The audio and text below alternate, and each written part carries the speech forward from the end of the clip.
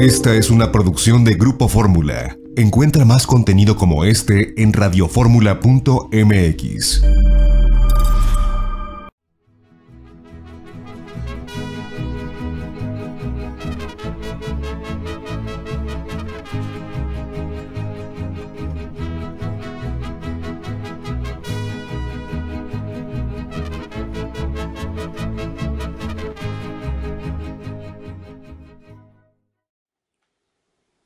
Amigas, amigos, muy buenas tardes tengan todos ustedes. Los saluda con el afecto de siempre José Manuel Villalpando, aquí en una emisión más de este programa, La Historia que Quiero Vivir, que estamos transmitiendo, sí, de manera grabada todavía. Recuerden ustedes que estamos en este confinamiento que es por nuestro bien, pero aquí presentes, acompañándonos esta tarde de sábado a través de los micrófonos y frecuencias de Radio Fórmula.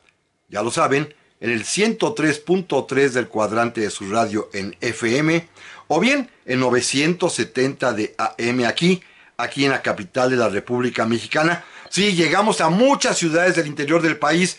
Ya saben ustedes cuál es la batalla que estoy librando contra los autos de lujo, pero eso sí, también llegamos a los Estados Unidos de América, a Puerto Rico, a Canadá y a todo el territorio nacional donde haya internet y a todo el mundo también donde haya internet, gracias a la página www.radioformula.com.mx, que está fácil de sintonizar donde quiera que ustedes se encuentren.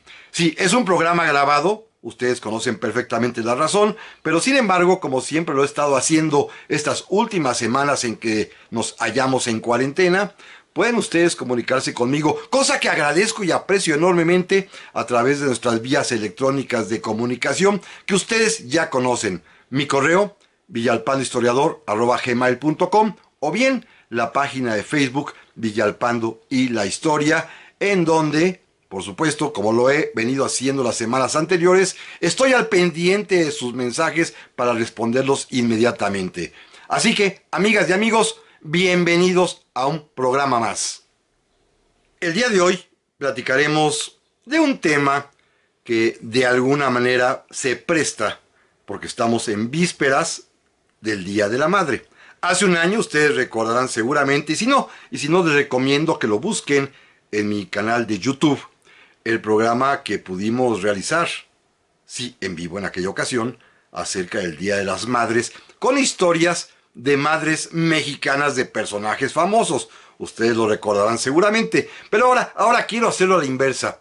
Quiero narrar y platicar la historia de una mujer, y por supuesto de su marido, que no pudieron ser padres. Ella no pudo ser madre.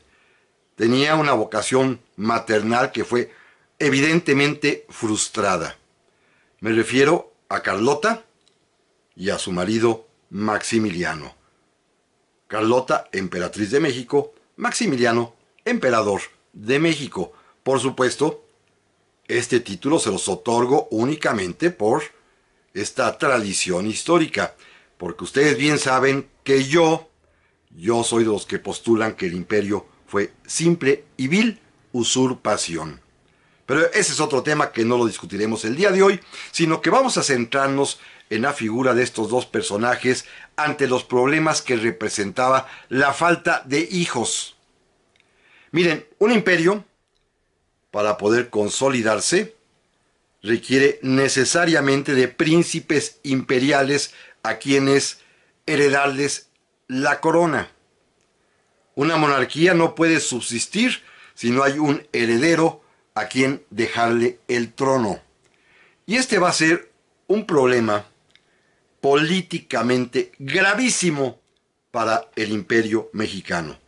Claro, si a esto le añadimos que es un imperio que está fundado por la ambición de unos cuantos, tema que ya hemos platicado, si también le agregamos que es un imperio que para subsistir requiere del apoyo tanto económico como de las bayonetas del ejército francés, si a esto también podemos sumarle la resistencia del pueblo mexicano, naturalmente el tesón del líder de esa resistencia que es Benito Juárez, y finalmente, bueno, una imposibilidad histórico-jurídica de la cual en otras ocasiones ya nos hemos ocupado, pues simple y sencillamente si a esta gran cauda de problemas que verdaderamente hacían imposible su existencia, agreguémosle la falta de heredero, fundamental para que una monarquía, para que un sistema monárquico pueda perdurar en el tiempo. Y el Imperio Mexicano no tuvo herederos. No los tuvo. Ahorita vamos a descartar todo lo que se ha dicho en torno a este tema. Es un tema además que, pues en México, llama muchísimo la atención. Por alguna razón extraña que yo nunca he podido explicármela, todo lo que se refiere a la vida privada de Maximiliano y de Carlota tiene pues un enorme interés.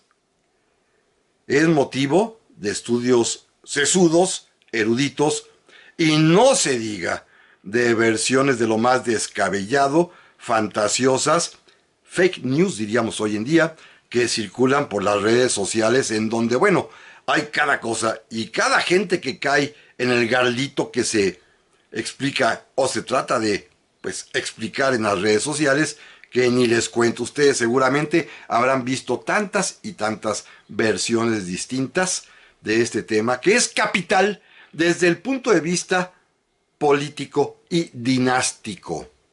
Más allá del chisme de alcoba, lo que es fundamental es entender que la carencia de un heredero, la falta de un príncipe imperial a quien dejarle la corona, es algo verdaderamente determinante para la subsistencia o el fracaso de cualquier intentona monárquica en todos los lugares del mundo, así de sencillo. Es un elemento sustancial, una condición de existencia para que puedan perdurar las monarquías, que exista el heredero.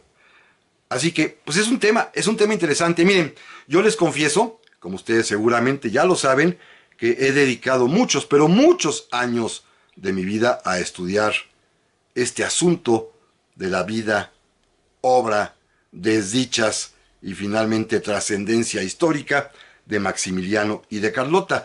Desde que pues casi tengo uso de razón, leo sobre el tema. Mi tesis profesional de abogado versó precisamente sobre el sistema jurídico que intentó implantar Maximiliano en México. A partir de ahí he escrito 4 o 5 libros con investigación, es lo importante, auténtica y original, novedosa.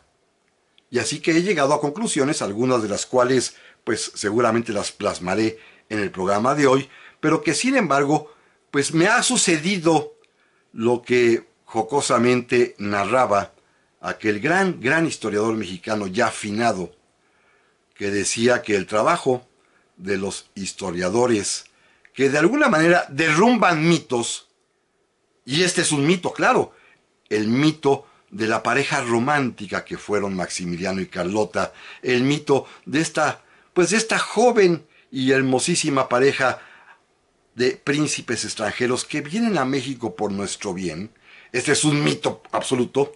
Desmontarlo es trabajo de historiador. Y decía don Luis González y González, con mucho gracejo, que a estos historiadores que desmontan mitos les sucede lo mismo que le pasa a los sacristanes en los templos, que de tanto quitarles el polvo a los santos, a las estatuas de los santos, pues se les pierde el respeto. Y así pasa con los historiadores, y así me pasa a mí, porque de tanto investigar, de tanto encontrar documentos auténticos y originales, que esto es lo interesante, pues evidentemente se derrumban esos mitos falsos de, primero, el romanticismo de esa pareja, y segundo, de la bondad con la que vinieron a México a ayudarnos, o acaso a salvarnos, como algunos sugieren. Pero bueno, este es otro asunto. Miren, este tema cuenta con información de primera mano, una muy importante que vale la pena de una vez resaltar. Maximiliano y Carlota, cuando vienen a México, ya saben ya sabían perfectamente bien que no podrían tener hijos. Ya lo saben.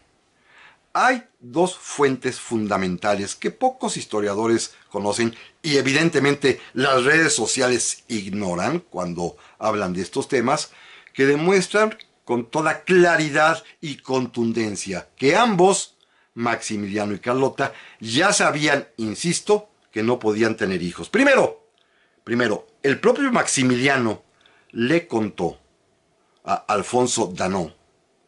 Danó era el ministro plenipotenciario de Francia de Napoleón III en México.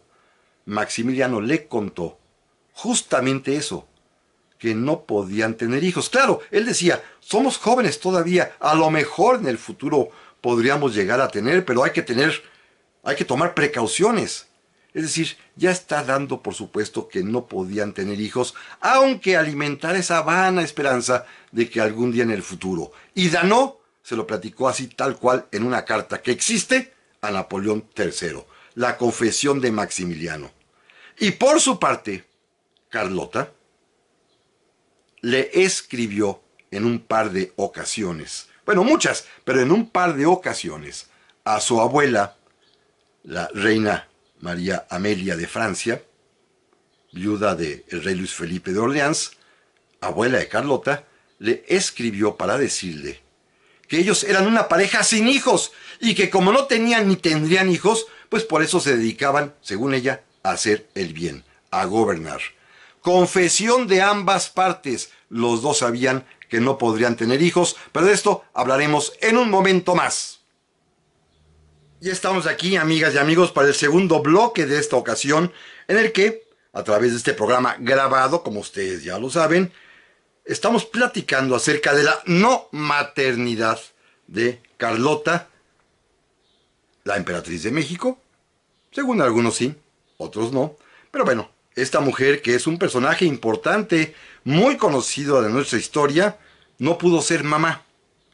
Y claro, se trata pues de una circunstancia verdaderamente importante desde el punto de vista político dinástico, porque como decía yo en el bloque anterior, un imperio no puede sobrevivir si no hay un príncipe heredero.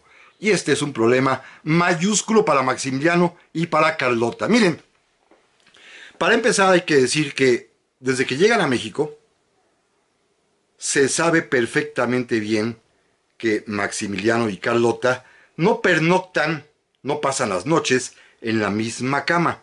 Y esto lo sabemos por una versión, pues, indirecta, ya que el secretario particular de Maximiliano, un muchacho de nombre José Luis Blasio, en su libro de memorias, escrito muchos años después, que lleva por título Maximiliano Íntimo, preocupado por estos pequeños detalles de la vida conyugal de su patrón Maximiliano, daba cuenta cabal de todas las veces en que Maximiliano, cada vez que llegaban a algún lugar, cada vez que se hospedaban en alguna casa, en algún lugar donde iban pues de visita a lo largo de su imperio, inclusive en México, ya sea en el Palacio Imperial, el actual Palacio Nacional, o bien en Chapultepec, la residencia imperial, en todos los lugares, en todos donde pasaban las noches los emperadores,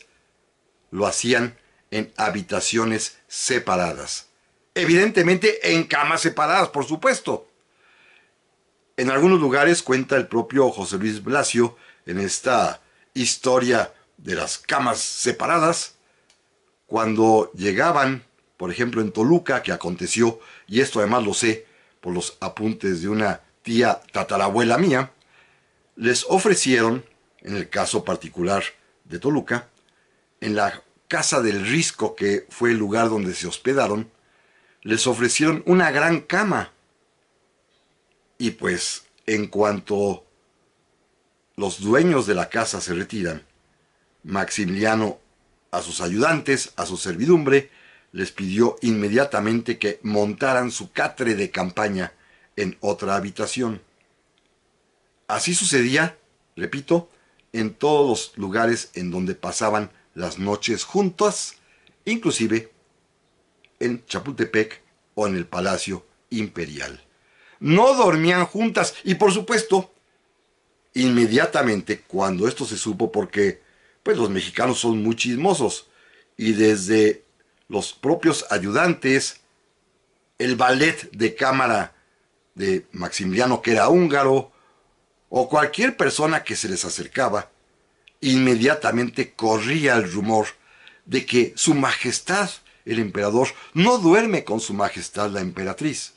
Esto, por supuesto, bueno, corrió como reguero de pólvora y de inmediato, pues todo mundo, y Blasio es de alguna manera el vocero de todo aquello que se dijo en su momento, todo mundo comenzó a elucubrar hipótesis de por qué sería que no duermen juntos y la mejor solución que encontraron para justificar esta ausencia de lo que llamaríamos técnicamente débito conyugal es que seguramente Carlota estaba muy ofendida porque Maximiliano, en alguna de sus muchas aventuras galantes, habría contraído la sífilis, esta enfermedad venérea espantosa que en aquel tiempo no tenía cura y que Carlota, airada, indignada, pues no quería ser contagiada por Maximiliano, a quien estaba castigando por estas infidelidades que además lo habían contagiado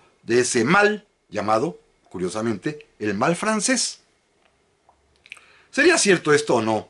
Pues evidentemente no lo fue. Miren, en México, Blasio y muchas otras personas estaban verdaderamente empeñados en demostrar que Maximiliano era todo un hombrecito que tenía muchísimas aventuras.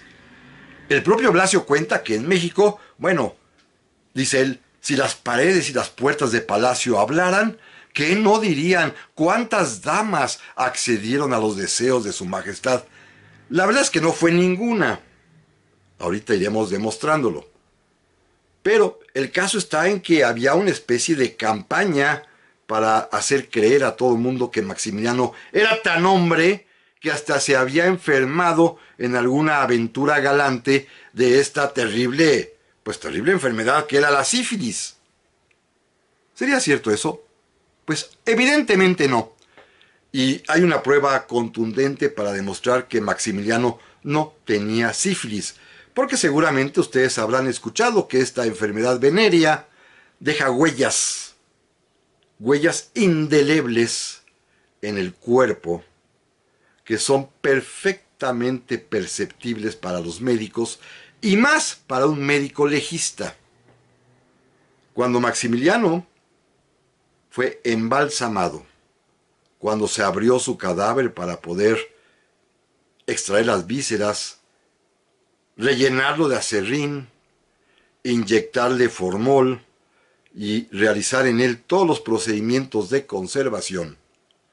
El médico, que era un médico republicano que lo abominaba, por supuesto, inmediatamente hubiera dicho o hubiera reportado en su informe oficial, informe que redactó, que el cuerpo del fallecido emperador fusilado por haber usurpado el poder público en México tenía huellas claras de sífilis.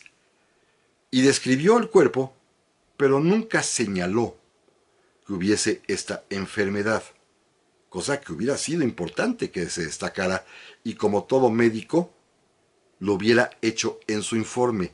Y no lo hizo. No lo hizo. Pero me queda claro a mí, en lo personal, después de haber leído todas las fuentes testimoniales que hay de aquel tiempo, que sí existía esta especie de, conspiración para hacer creer esta varonilidad, esta hombría de Maximiliano, diciendo que Carlota le negaba el acceso al lecho conyugal por sus infidelidades. Este es un tema, que queda totalmente descartado. Hay otras razones posibles, algunas de ellas más fuertes, que no trataré en esta ocasión, pero ustedes pueden encontrar perfectamente bien en mi libro sobre Maximiliano, o bien en la biografía novelada que realicé sobre él, que se llama Yo Emperador, en donde se apuntan estas otras teorías que hoy, por buen gusto, no tocaré. Pero sí quiero hablar de otros temas. Miren, que tienen que ver. Ellos, Maximiliano y Carlota, como ya vimos en el primer bloque, ya reconocieron que no tendrían, que no podían, que no habían tenido hijos. Claro, ilusamente no descartaban que en el futuro podría haberlos. Pero hasta ese momento, 1864, 65, 66, ya después de pues casi 10 años de matrimonio, no había hijos. Esto es algo verdaderamente importante.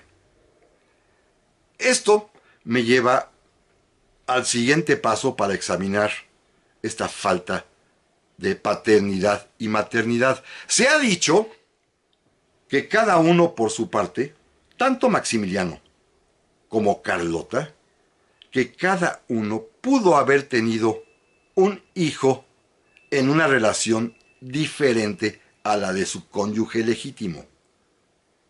Se ha comentado, y el mismo Blasio lo pone como prueba de la hombría de Maximiliano, que éste tuvo un hijo con aquella famosísima hija del jardinero del Jardín Borda en Cuernavaca, Concepción Sedano, y que el nombre del niño sería Julio Sedano.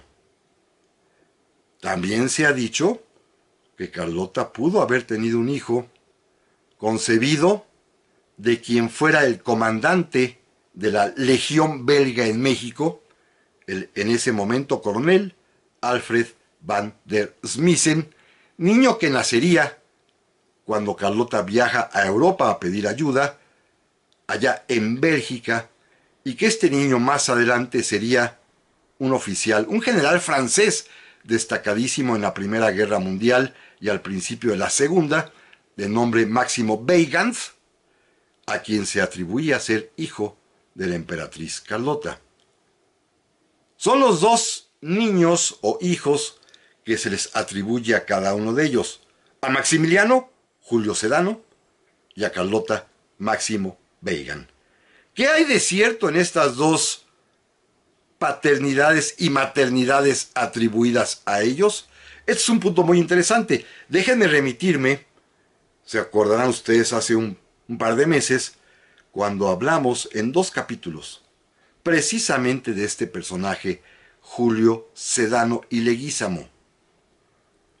Un hombre que vivió en París, que allá murió, que fue fusilado días después de Mata-Hari porque era parte del grupo de espías que contra Francia estaban conspirando, pero un hombre que hoy ya sabemos nada tiene que ver con Maximiliano. Pero de esto hablaremos en un momento más. Ya estamos aquí, amigas y amigos, para el tercer bloque de esta ocasión, un programa que se va rápido, como está sucediendo en estos programas grabados. Pero recuerden amigos, primero hay que cuidarnos, atender a las indicaciones de la autoridad sanitaria en estos días de confinamiento, claro, siempre y cuando no tengamos pues ocupaciones vitales que atender en beneficio de los demás, como son los médicos, médicas, enfermeros, enfermeras, el personal de limpieza de los hospitales, muy importantísimo, quienes atienden centros comerciales y mercados.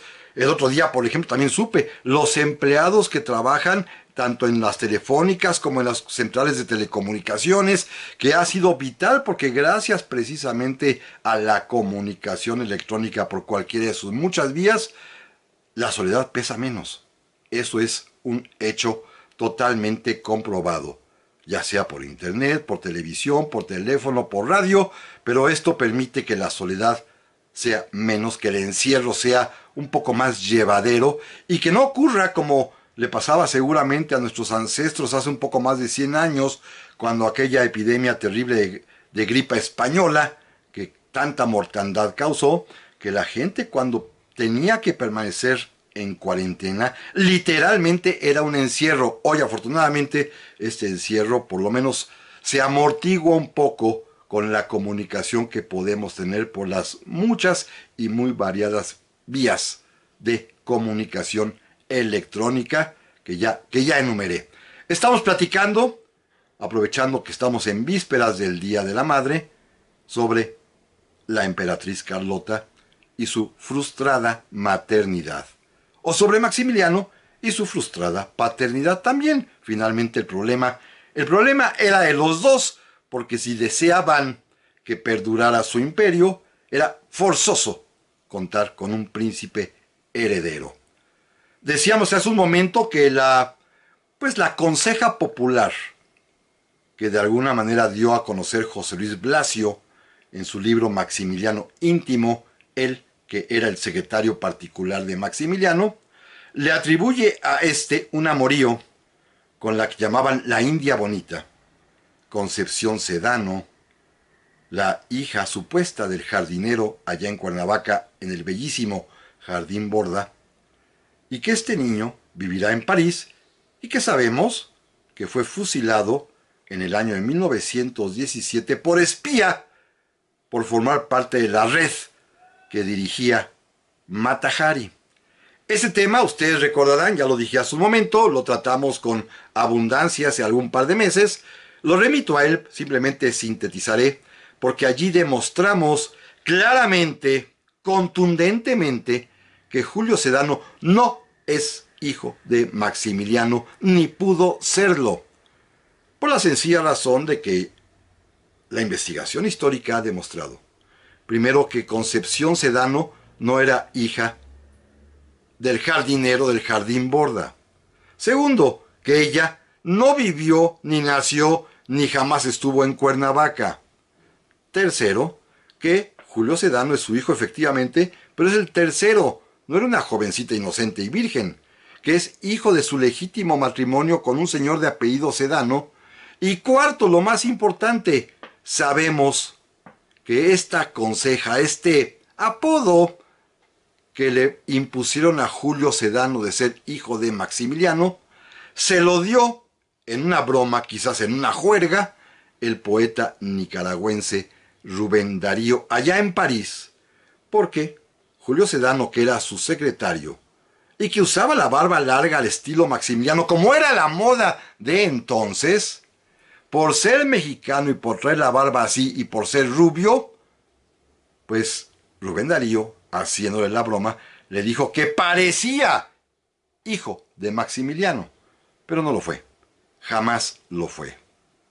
Eso está plenamente demostrado, pero también demuestra que Blasio y quienes han de alguna manera difundido esta versión, el interés que tenían era demostrar la hombría de Maximiliano, atribuyendo vedadamente el problema de la falta de sucesión a Carlota, que de alguna manera le atribuyen ser estéril. Este es el fondo del asunto para estas personas. Maximiliano es muy hombre, ha tenido incluso un hijo, y la que es estéril es su esposa Carlota. Pero a ella también le han atribuido un hijo. Y esta sí es una historia muy muy interesante que aún no se ha develado por completo.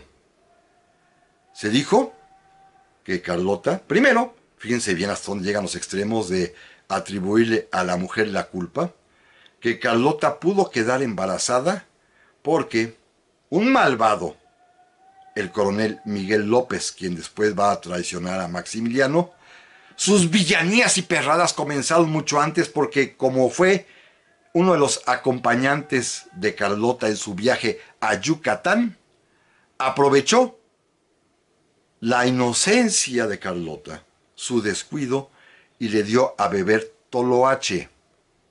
Esta planta, pues de alguna manera psicotrópica mexicana que droga a las personas, quizás las enloquece, como se ha dicho, y aprovechando ese estado en que Carlota ya se hallaba después de haber ingerido el toloache, López abusó de ella y la embarazó. Esto, por supuesto, es absolutamente falso.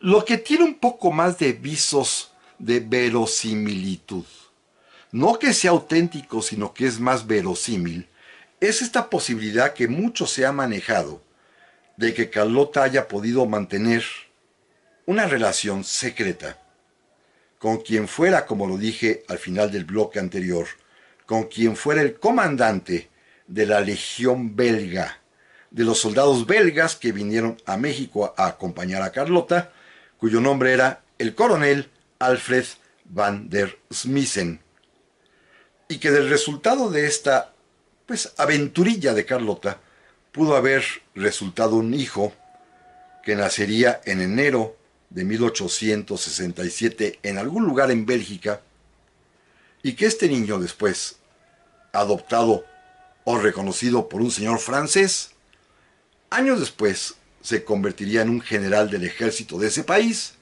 participaría heroicamente en la Primera Guerra Mundial y sería el comandante militar francés, comandante en jefe del ejército francés, derrotado en 1940 cuando la invasión alemana nazi a Francia. Máximo Weygand, con W, Weig o Weygand, como quieran ustedes decirlo. Inclusive se dice que Weygand significa camino agante allá en Bélgica. Y sin embargo no hay una prueba clara.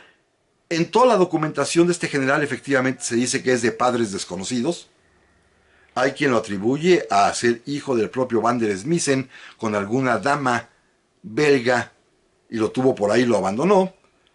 Se dice además también que la prueba más eficiente para demostrarlo es las fotografías de Van der Smissen y las fotografías del próximo Weygand, que son idénticos los dos, se parecen muchísimo, esto es cierto. Hay quien dice que es un hijo de Leopoldo II con una dama de su corte, y hay quien dice pues que pudo haber sido hijo de Carlota y de Alfred van der Smissen, lo cual sería uno de los elementos que propiciarían la locura de Carlota. Uno de los detonantes, además de su frustración marital, además de su frustración política, evidentemente, además también de, la serie de traumas que arrastraba desde niña, pudo haber sido el nacimiento de este hijo ilegítimo, bastardo, que pudo haber concebido en un arranque pecaminoso con el comandante de la Guardia Belga en México, Alfred van der Smissen.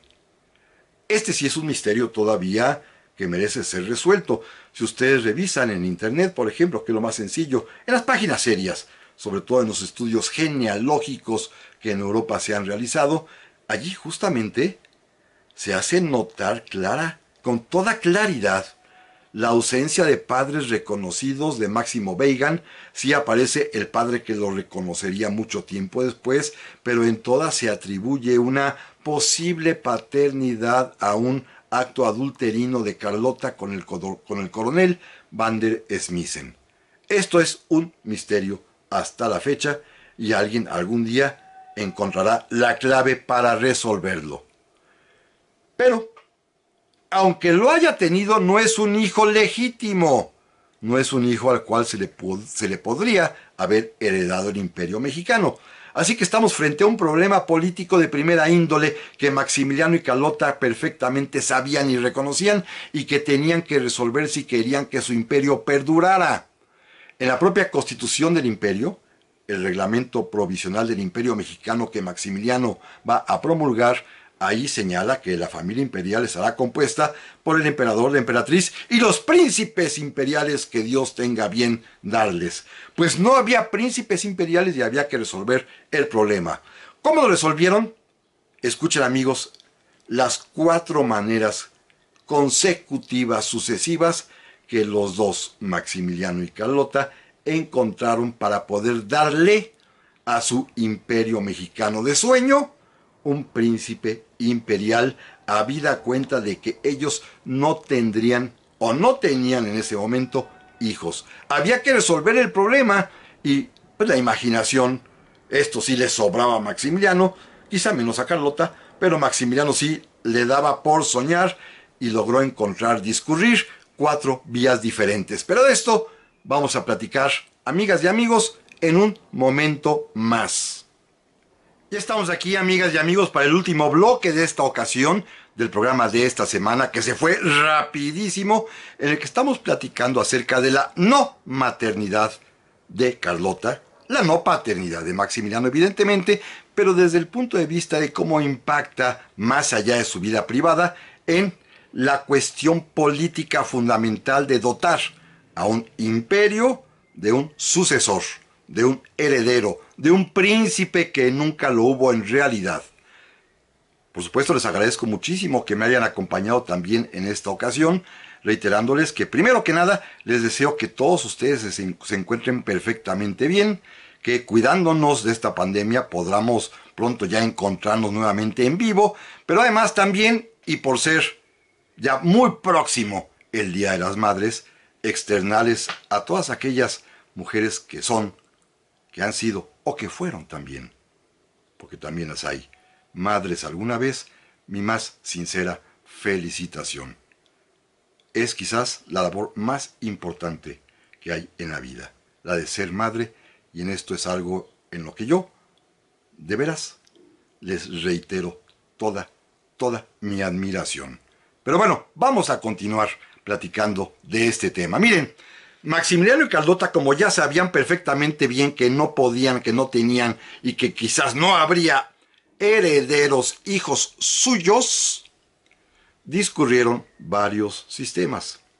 Primero, fíjense, una historia que es poco conocida es que en los días en que se negociaba allá en Europa que Maximiliano viniera a México, cuando ya le habían ofrecido la corona mexicana, cuando se encontraba justamente en el momento de programar, de planear su imperio, Carlota y él se dieron cuenta de que era fundamental contar con un heredero.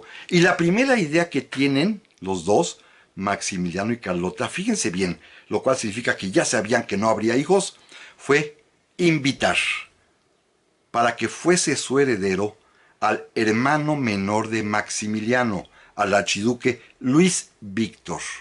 Maximiliano pensaba, y así se lo dijo tanto a su mamá, la archiduquesa Sofía, como a su hermanito, entre comillas, que Luis Víctor podría ser el heredero de México, que podría casarse con la princesa, una de las princesas herederas del Brasil, que también era monarquía, y entonces en el futuro podría establecerse una monarquía americana, desde México hasta el Brasil. Esos eran los sueños de Maximiliano. Claro, se vinieron abajo porque Luis Víctor, y hay que decirlo con toda claridad, ni le interesó el tema, ni quiso salir de Europa, ni dejar la comodidad de Viena, ni tampoco le gustaban las mujeres porque él sí fue declaradamente homosexual. Así que este primer intento de designar a Luis Víctor, su hermano menor, como heredero al trono mexicano, fracasó. Segundo intento, este es muy simpático, muy interesante. Ya estando en México, en el año de 1864, Maximiliano decidió emprender una gira por el Bajío mexicano. Aprovechó, como todos sabemos, para dar el grito en Dolores, pero también pasó por la hermosísima ciudad de Querétaro. Y estando allí, le llevaron a un pequeño niño indígena otomí, recién nacido, cuya madre había muerto en el parto, de padre desconocido por supuesto, y el niño pues estaba abandonado por completo, no tenía ni 24 horas de haber nacido, y Maximiliano, dicen que muy conmovido, según apunta el periódico La Sociedad de Querétaro, lo tomó en sus brazos, decidió adoptarlo, bautizarlo, imponerle el nombre de Fernando Maximiliano y designarlo príncipe imperial a un niño indígena otomí. El niño falleció al día siguiente, No sobrevivió, seguramente un niño con problemas gravísimos, genéticos congénitos de nacimiento, no vivió, lo cual fue un respiro enorme para mucha gente, para los conservadores, porque imagínense, trajeron a un emperador rubio, blanco, de una casa real austriaca, para gobernar en lugar de ese indio zapoteca llamado Benito Juárez, y ahora resultaba que Maximiliano les daba como príncipe imperial a un indio otomí. Pues no, ¿verdad? No les cayó nada bien, ni tampoco a Carlota, porque no fue consultada, ella no se encontraba allí, y Carlota sí suspiró y respiró aliviada porque la providencia había puesto las cosas en su lugar. Segundo intento fracasado, la del niño Fernando Maximiliano, de origen otomí. El tercer intento es más interesante, más importante políticamente hablando y más, de alguna manera, más serio.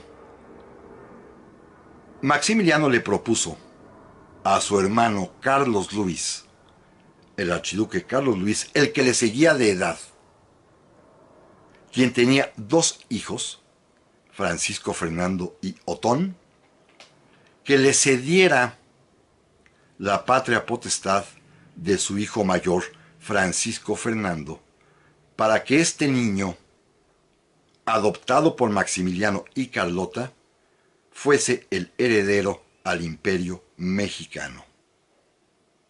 Seguramente ya se percataron que este niño es Francisco Fernando. Sí, exactamente, este niño, Francisco Fernando, será en 1914, cuando sea asesinado en Sarajevo, será la causa de que estalle la Primera Guerra Mundial.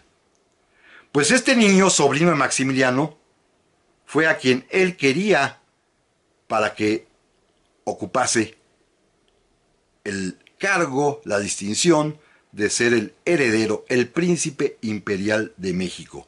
Pero Carlos Luis, su papá, hermano menor de Maximiliano, el que le seguía en orden de edad, se opuso rotundamente, al igual que la madre del niño. ¿Cómo le iban a dar a su hijo a Maximiliano, que estaba en México tan lejos de Austria? ¿Cómo? Así que se frustró esta tentativa. Pero sin embargo, fíjense bien qué interesante, Maximiliano quiso seguir intentando, y tanto él como Carlota perseveraron en estrategias para convencer a Carlos Luis de que les otorgara la patria potestad de Francisco Fernando, y para ello recurrieron a un vil y asqueroso engaño que Maximiliano confesó al ministro Alfonso Dano en esa carta que les he comentado, dirigida a Napoleón III, y que ustedes pueden encontrar en los volúmenes que la gran historiadora Lilia Díaz publicó en el Colegio de México, y que se llama la obra Francia y México, la invasión desde el punto de vista francés. Allí ustedes pueden encontrar esta carta en la cual Maximiliano confiesa, escuchen amigos, el gran engaño y la gran villanía de Maximiliano, en la que mucha gente ha creído.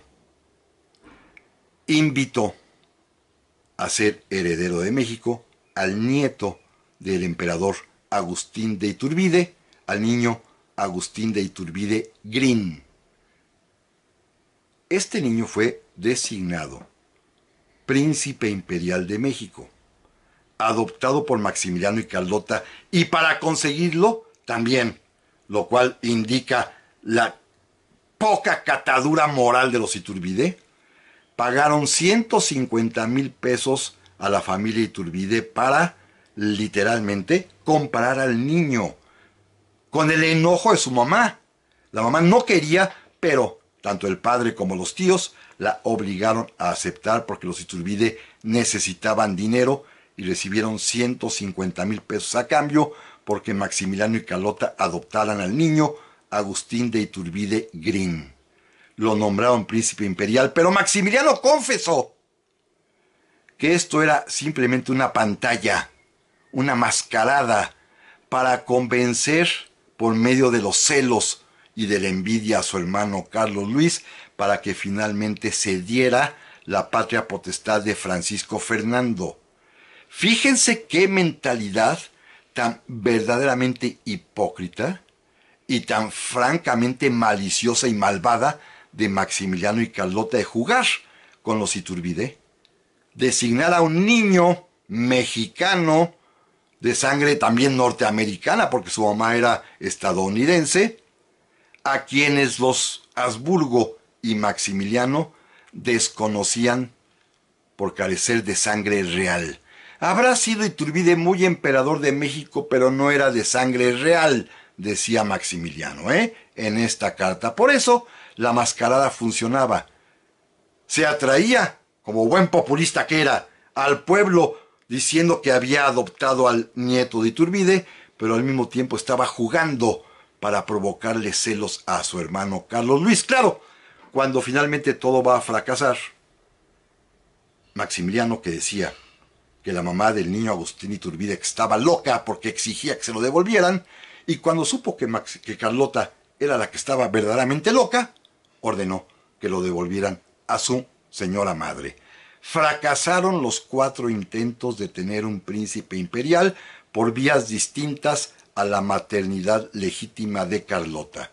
Esto va a ser el gran fracaso del imperio, aunado a la oposición de Juárez y los liberales mexicanos, aunado a la falta de dinero, aunado al abandono de Francia. Pero este es un golpe mortal, porque un imperio, repito, no puede sobrevivir sin un heredero.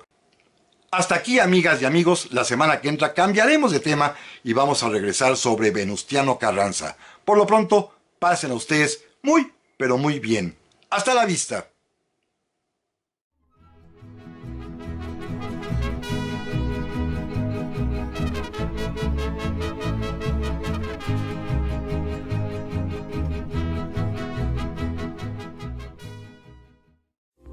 Esta fue una producción de Grupo Fórmula. Encuentra más contenido como este en radioformula.mx.